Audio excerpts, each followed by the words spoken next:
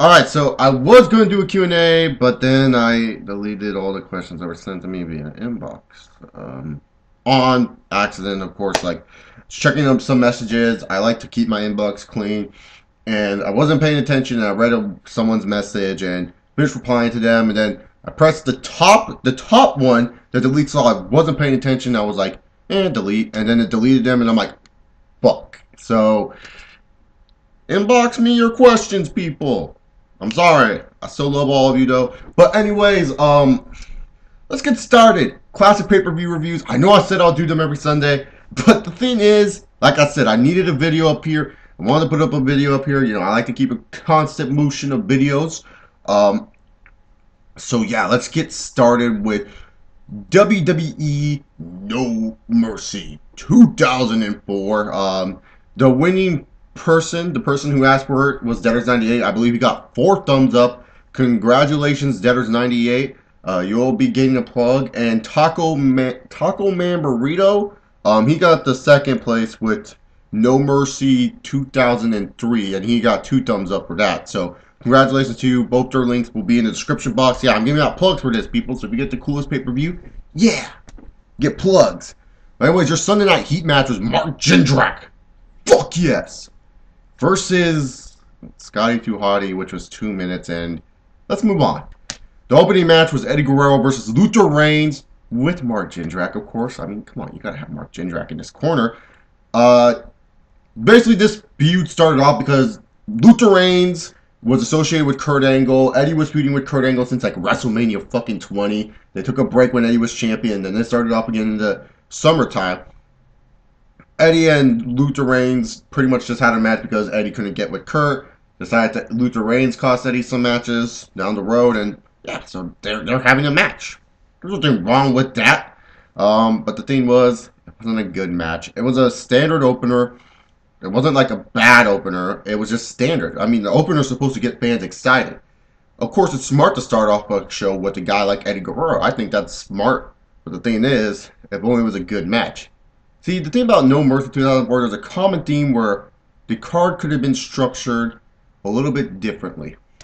And stuff could have been different to make this show a little bit better.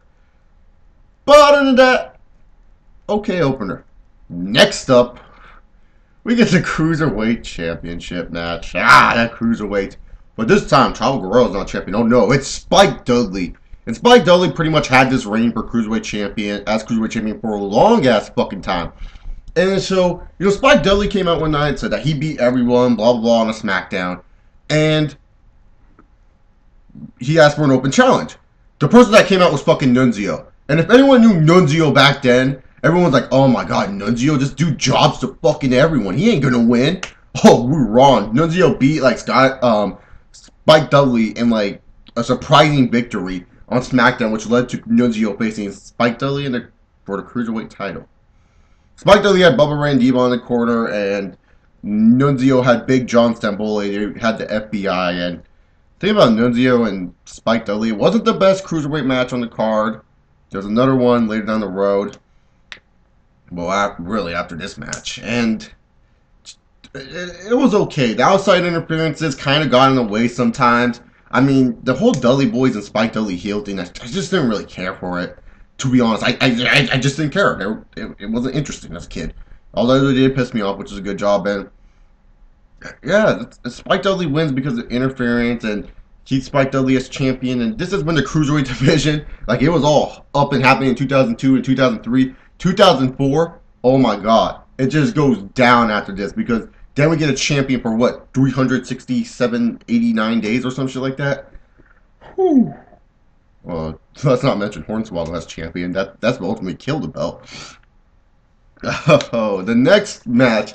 And the thing is, I thought I would never talk about this feud. This is one of those feuds that was the most stupidest and dumbest ideas about WWE that I still remember to this day because it's downright hilarious. So before No Mercy, these two had a match.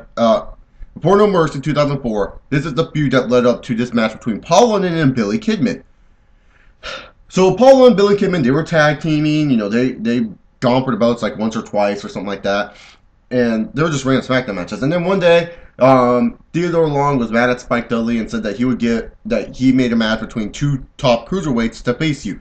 And it was Paul London and Billy Kidman. Billy Kidman was pretty much unsure about the match. Like, he didn't want to face his friend, but Paul London was like, hey, let's just tear down the house. Let's just have fun.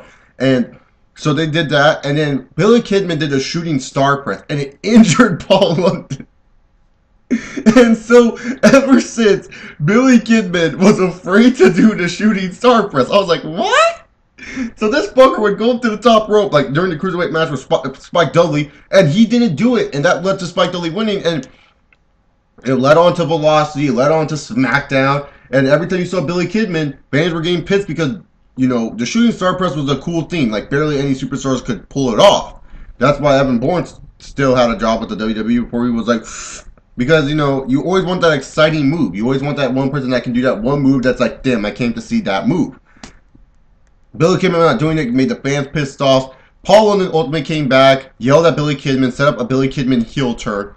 And Billy Kidman and Paul London, I wouldn't say... It's definitely better than the cruiserweight match, but it's not overall a great match. It's just fun to watch. It's a fun match to sit back and watch. If you put their silly fucking feud behind, it's a fun fucking match to watch. Definitely a suggested match from the show, but not really anything too big to write home about. This is just, if you love the cruiserweights and high flying, this is a good match for you. If you're not a big fan of it, stay away from it. Next up, we get a tag team championship match between Rene Dupree. Who loved that dance by Rene Dupree? I mean, seriously, when he came out and he did this, when he was doing that, I was pumped. And with Fifi and Kendo Suzuki, the tag team champions at the time, versus against RVD and Rey Mysterio. I was wondering as a little kid, like, when RVD and Rey Mysterio would tag team up, because, you know, when you're a little kid, you just want to see those two cool wrestlers team up with me. RVD was cool, Rey Mysterio was cool as a kid for me, and I was like, when are these two going to team up? And when they finally teamed up, it was like, they must win the tag team titles! Like, seriously, dude, I was so stoked. This is a fun tag team match to watch. Not the best tag team match, but fun. And I think this should have opened up the show in many ways, because first off, Eddie Guerrero and Luther Reigns had a better history. Kendo Suzuki, RVD, and Rey Mysterio, and with Rene Dupree, or whatever. You know the match. It's like the tag team title match was kind of just made 2 weeks, 1 week in advance. It's like this should have opened the show. This would have got the crowd hyped up because it's a fun match to watch, and also leave the crowd kind of like, damn, I want to go see that tag match again. It does get the crowd saying, damn, I want to go see this tag match again. Once again, it's a fun match to watch. The heels get to win like they should, and so pretty much it leads on to the last remaining matches on this card. Kurt Angle and the Big Show. This is when Big Show started to become utter shit. I'm not lying when I say that. This is when Big Show started to become utter fucking shit. So Big Show, he was this big semi-monster heel. No one could beat him up. And the thing that they did was, he wanted a WWE title match. And Kurt Angle's GM said, oh, you can't, because the SmackDown pay-per-view is not until blah, blah, blah. And then he's like, I want to know, Kurt. He's like, you get a WWE title match now, show, I'll have no hesitation to fire you. So Kurt Angle said that, and Big Show faced Eddie Guerrero. Eddie Guerrero won, and it was a cheating way, and Big Show was crying, and fucking got mad at Tori Wilson, was about to throw her off a balcony, and then Kurt Angle came back, and Big Show kind of chokeslammed Kurt Angle, and that led to Kurt Angle on that fucking wheelchair for anyone who cared. And then it kind of leads on because like Big Show was promoted. Oh yeah, Big Show's coming back. And Kurt Angle was kind of worried because the last time he was with the Big Show kind of hurt him in a bad way. And said, how can you let this monster back through the line? He's like, Big Show is a better man. He went to anger management classes. All this other bullshit. And so then, pretty much, Big Show came back earlier than expected, knocked the living shit out of everyone. Kurt Angle ended up getting his revenge, shaving Big Show's head, and that's why we have bald Big Show today. Kurt Angle, I love you and all, dog, but whoever decided to do that, no. Bald Big Show's a no-no, but you know what also is a no-no? This match. This match is pretty much a Big Show, I'm going to try to get revenge match. That's all it is. It doesn't do any better what happens next month at Survivor Series. Oh, God. For the love of God, people, please do not ask Survivor Series 2004. Please. Please don't. But, other than that, we actually get a good match as we get round 5 of the best of 5 series between John Cena and Batista What the fuck? Booker T. I don't know why I said Batista. Booker T for the United States title. I don't know how this feud started. I'm sorry, I forgot. Maybe Cena wants to prove himself to Booker T. It was an entertaining series of matches. It got you watching SmackDown. I got me watching SmackDown at least. I don't know about any of y'all, but it was an entertaining series, and this has to be Cena's best match of 2004. Booker T, standard match for him, but this is Cena's best match of 2004. Fun match to watch, great match to watch in my opinion for Cena. Okay match for Booker T, but other than that, you know, it's fine because Cena wins. As a little kid, I was happy about that, and looking back on it now, I thought it was the right decision because, you know, Booker T was known for the best of 7 and 5 series that he had for the TV title. So, how do you follow up Cena winning? Well, why not on Thursday night fucking SmackDown have Carlito win the fucking belt? Thanks, Marine. I love you very much. Oh, speaking of feuds that don't matter, but got late in the card, I guess, for filler space? I don't know. So Jackie Gayda and Dawn Marie hated each other. Both were managing. Well, Dawn Marie wasn't really managing the Dudley Boys. She just related to them because of ECW. And Jackie Gayda was married to Charlie Haas in real life, but was Rico's girlfriend or something. I don't know. And they had a feud, and they had a match before the main event, and it was uneventful. I don't know what to say. This is a skip. But then we get on to the last ride match. Now, as a little kid, I did not know what this was supposed to be. I thought whoever hit the last ride won the match, the finisher. And then I saw the car, and then I explained the rules, and I'm like, oh, this is interesting. And the thing about JBL, it depends on how you look at him. He was a good heel for the WWE. He made it hard to watch SmackDown, which is good. He made it interesting that it's morning again, Ronald Reagan, the bells are ringing, and all that other bullshit he would say. You know, he got you to hate him. That was a good thing about JBL. He got you to hate him just because you wish you were him in a way, or you wished you just didn't see him anymore. I thought his WWE title reign was pretty good. Not the best, but it was a pretty good run for him. JBL and The Undertaker. See, the thing about JBL was when he faced someone that you thought he was overmatched against, it was good to see him get his ass kicked. And this is what it was. It was a JBL ass kicking, but JBL did come back sometimes. It was a fun hardcore match to watch. Until, and to this day, I still don't like this decision. Heidenreich.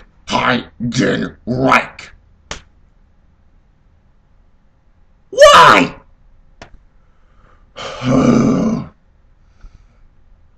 Heidenreich pretty much interferes. And he pretty much destroys Undertaker, throws him in the back of the fucking car, and JBL, lifeless and all, retains. And this was a good way to piss off fans. But the thing is, I never, and I mean never, ever liked Heidenreich. I mean, someone explain to me what the fuck is this when he came out. I don't like his stupid red tights, his stupid red boots, his stupid red gloves. He was garbage. I hated Heidenreich, and I'm sorry if it's me hating on a superstar, but this is one superstar I never liked. Even watching it to this day pisses me off. And the fact that this feud continued until WWE was like, oh, fuck, LOL, here's Randy Orton, Undertaker, pisses me the fuck off. Fuck Heidenreich. And I swear, if you make me review a show with Heidenreich and Animal, they're not LOD. Heidenreich and fucking Animal as a tag team, I will be utterly pissed. Fuck Heidenreich. Fuck this WWE title match. Well, not really. It was an okay match. But seriously, fuck Heidenreich. This WWE title match was okay. So now when you think of No Mercy 2004, what do you think? Kind of think they kind of missed some opportunities on the card structure. Like, really?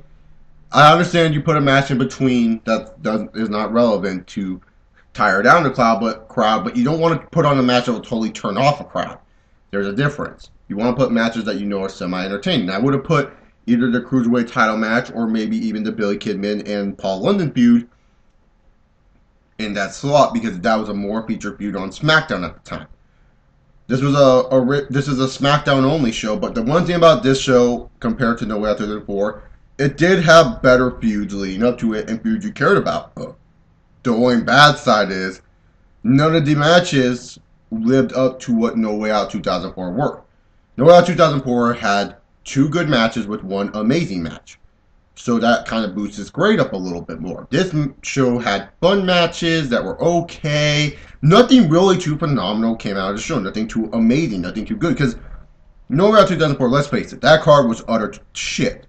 This card was okay, but with nothing really too, like something that you remember. The one thing most people do talk about when they do mention Noel, we're like, oh, is that the fucking show where Heidenreich? Someone tell me what the fuck that is. Came out and destroyed Undertaker. Like, it's like, if that's your memorable part of the show, that's pretty bad. And the Best of 5 series is not really talked about. I don't know why. I personally enjoyed the Best of 5 series between Cena and Booker. I know it's Cena, guys, but this was Cena in 2004, so I think he gets that internet card pass. I don't know, because he rapped or something. I know it's Cena, but this has to be Cena's best match. And in all honesty, for me, Cena versus Booker T was a match of the night. Even though Undertaker and JBL was entertaining, I think Cena and Booker T was overall the match of the night. No Way Out 2000, No Mercy 2004. I'm sorry, is a C minus. It's the same grade. So, anyways, remember, comment down below the pay-per-view you want. If you see a similar pay-per-view that's already commented, thumbs it up so that way it's easier for me. If not, it's okay. But just make it easier for me, people. Anyways, if you like this, subscribe for more classic pay-per-view reviews, wrestling, blah, blah, blah, sports, and you know the drill. Second channel down below, Twitter down below. This is Chase Albert 68 saying, see y'all.